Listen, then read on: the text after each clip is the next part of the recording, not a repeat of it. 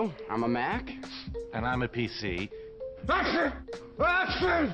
Action! Gesundheit, you okay? No, I'm not okay. I have that virus that's going around. Oh, yeah. In fact, you better stay back. This one's a doozy. That's okay, I'll be fine. No, do not be a hero. Last year there were 114,000 known viruses for PCs. Sometimes a virus is hidden inside a good program. It enters your computer when you start the program. Alright, hello everyone.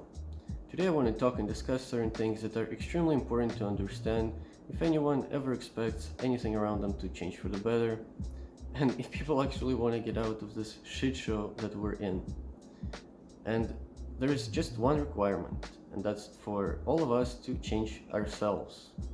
It sounds so simple, yet our society is reaching a level of paradoxical mockery on itself and became a true simulacrum.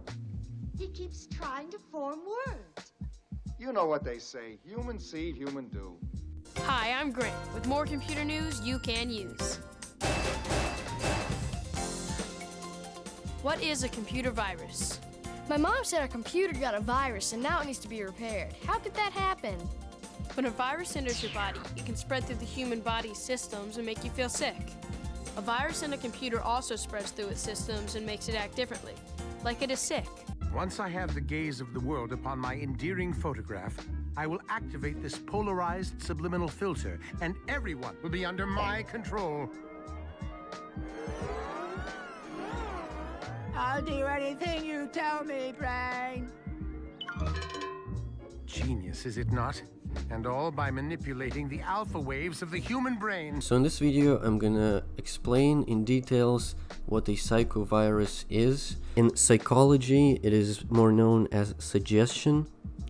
So just understanding suggestion and knowing simple propaganda tactics should be enough for anyone to see that a computer virus is called computer virus just to obscure humans' perception. So if you didn't see that and still don't, you've got a big fucking problem. That's why I prefer to call it psychovirus, not suggestion. Suggestion is not as threatening, but you just looked at a spiral used in order to induce in people a state of trance. And that's just the first few seconds of the first thing that I showed. I didn't even get a chance yet to describe and explain psychovirus. During the quarantine period, individuals that must have contact with the flight crew are badged as primary contacts or PCs. And I'm a PC. Prior to the launch, the PCs are the only ones that can be within 6 feet of the crew. It sounds like quarantine is the answer to my problem. Most of the suggestions you didn't even notice here because you're not aware of them, you don't know that they exist, but they're there and they have pre-programmed you to respond to certain things in a certain way. So you see a green shelf not as a decoration but as an indication and suggestion for responding positively to this message, and other colors to respond negatively. Okay, now let me quickly define psychovirus. Conscious behavior requires time and a fairly large expenditure of mental energy from an individual. Monotonous everyday actions do not require constant creative concentration, and some other actions, like driving, require too much of our attention at all times, so we cannot really think. So to perform all these types of actions, a person creates a mental program, which is actually very similar to a computer program. Unlike the comparison of computer virus and original virus, which has absolutely no sense and no similarities between them. And that's why you have an actor representing a computer virus and getting sick. So you associate those things together and connect them together. And if you want to go with computer example, it only makes sense that you compare your mind to a computer. If you want to compare computer virus to a normal virus, then it should be hardware getting sick. Another thing is that computer virus is actually a program or sometimes it can be a part of a larger program. And a mental program is a set of interconnected automatisms. In terms of their properties, these programs are quite similar to actual computer viruses. A person who has been infected with such a program is no longer able to give an adequate assessment of himself and his environment, loses the ability to consciously change his behavioral line, and begins to carry out algorithms introduced from the outside. Again, exactly like a computer virus. Also, computer virus is programmed with a certain goal, intent, just like a mental program having certain instructions. So computer virus, because it's not natural nor it is alive, doesn't manifest itself and did not being born somewhere on the internet, but somehow real life viruses can be both not alive and also somehow be born in nature and appear out of nowhere, and just they just keep appearing and manifesting themselves, but they're never alive until you get them, and then they start working. Look here at this dotted line. As overlord I could combine and make this all one sovereign state. Oh, overlord, you are so great. I'll sew up this divided planet. My regime will surely span it. Yummy spammer, will you can it? No, Pinky, you will. I'll learn the language if I must. You will gain the people's trust. I'll let them join my coterie. And you can buy their loyalty. There are several formulae I like to use for domination and to get the maximum effect out of a helpless nation. Crab meat or magnetic shoes, mind-controlling pink tutus, or a giant signal tower to telecast my mental power. Think big, not small. Dominoes will start to fall. And then I can be the mouse who conquers man. So, if you have a calculator, you can be a great dictator. Let each country that you covet equal X. You're gonna love it. Multiply by why not try it. If the people start to riot, you can always say that they are just a bunch of kooks. People just need to be led by a mouse with a big head. To their weakness they'll succumb if you give them chewing gum. It may bother them a bit, but they'll soon get over it. The immune system's made up of lots of different small cells. These cells have some funny names like neutrophils, eosinophils, and lymphocytes. Those are funny names. What do they mean? Well, those are actually Greek and Latin names that describe what these cells look like under the microscope. Why does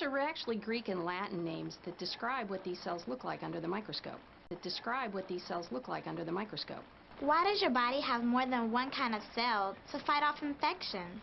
Well, just like an army has different kinds of soldiers, each of these cells has their own special job. They cruise around quietly through your bloodstream, waiting to get a call into action.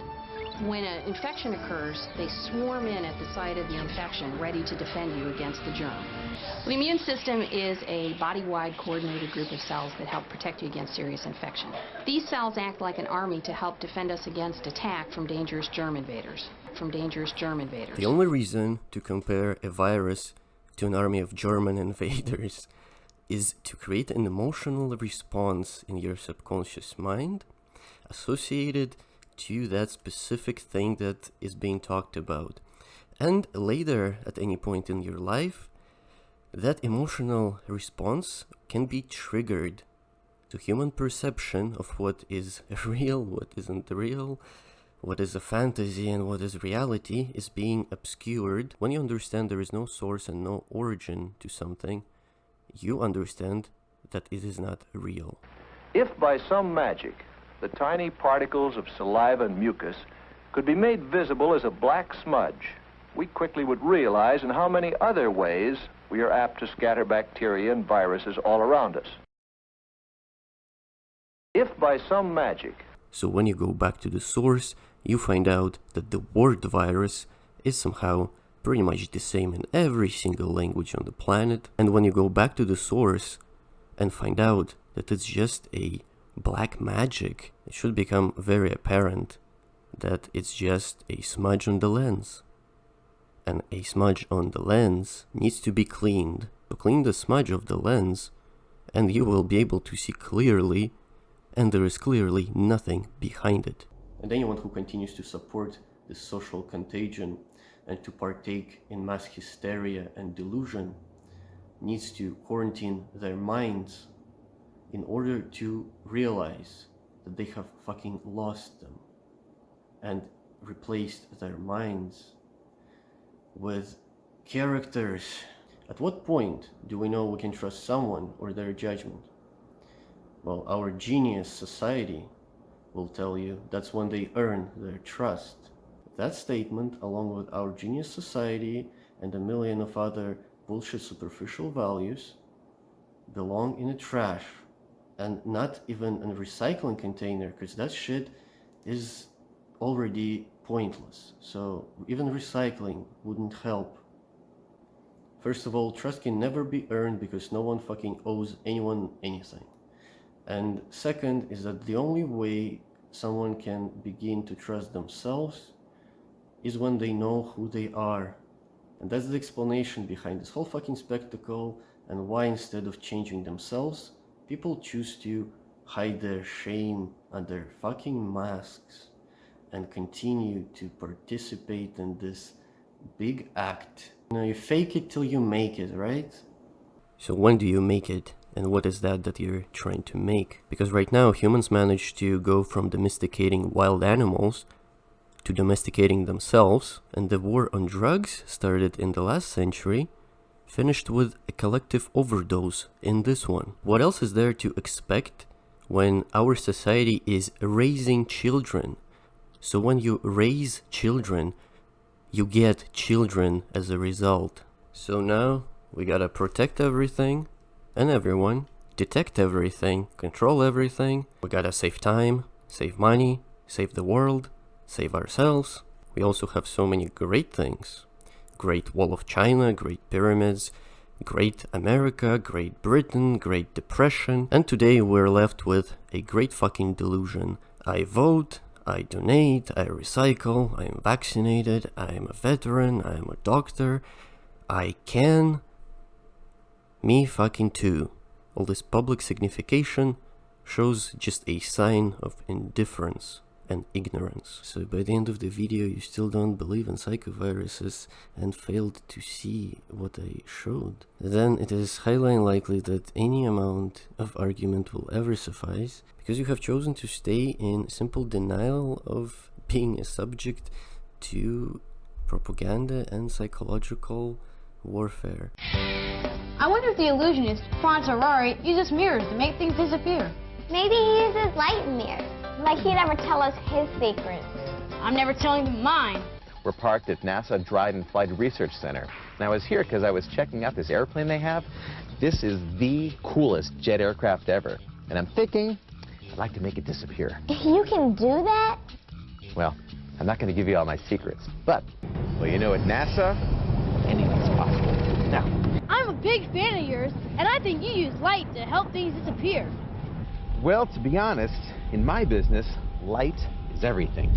Now, I'm not going to give you all my secrets, but come on, I'll show you something cool. See the model, but the reason that you see this model is because light is hitting the model and then bouncing back and hitting your eyes. And your eyes are telling your brain that this little airplane is actually there. Imagine this. Imagine that we put just a reflection of my hand in there. Well, we've seen that a bunch of times, but now you add another hand, and now you go into a kind of a symmetrical world, and watch this. Your brain almost tells you the reflection of the hand is the real hand. See that? Pretty cool, huh? That's where it gets really magical. Now, I was telling you about my little model here, the SR-71. Let's see if we can't do some real magic with it. I need some magic words. You got any magic words? Abracadabra. Abracadabra? That'll work perfect. Watch. And the reflection becomes reality. And there's one for you, and one for you. Let's try this trick one more time, and this time you figure out if you can see how light made it all work, all right? Gentlemen, raise the tarp. All right, check it out. Now! That's it! How did you do that? That was amazing. How did you do it? How'd I do it? It's all about light. Well, you know, at NASA, anything's possible. Now, Oh, no! Oh, get out of my head, parasite! No! Give me the gun! Give it back! Is anyone here even real? Am I the only real person on Earth? Maybe. Or maybe, just maybe, we're all real. You know me, I'm reverse giraffe. I have a short neck and legs. I went to college with Hammer Eyes. Hey! I saved Ghost in the Jar's life in Vietnam. Hurrah! And Beth, how many times have I been a shoulder for you to cry on? Too many. Okay, so maybe we're just all fake. Or maybe there's only one deceiver here. The person that keeps telling us the path to salvation is being held prisoner and mistrusting each other. When felons were induced to talk, they were shown first the instruments of their torture.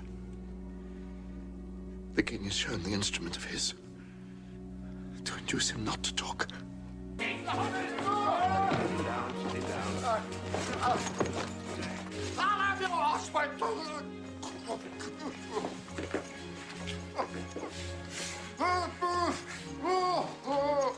King refuses food, he will be restrained. He claims to have no appetite, he will be restrained. If he swears and indulges in meaningless discourse, he will be restrained. If he throws off his bedclothes, tears away his bandages, scratches his sores, and if he does not strive every day and always towards his own recovery, then he must be restrained. I am the King of England! No, sir! You are the patient!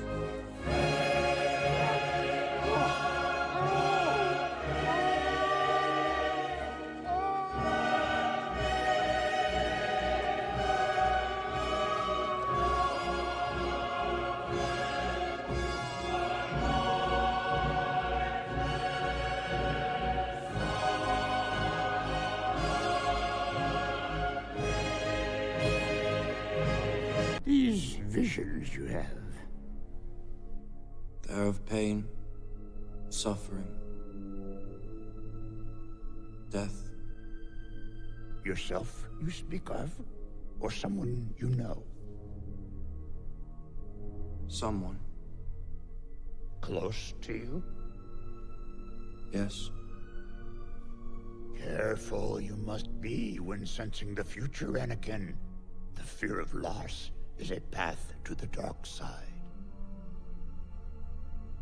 I won't let these visions come true, Master Yoda. Death is a natural part of life. Rejoice for those around you who transform into the Force. Mourn them, do not. Miss them, do not. Attachment leads to jealousy. The shadow of greed, that is. What must I do, Master Yoda? Train yourself to let go of everything you fear to lose.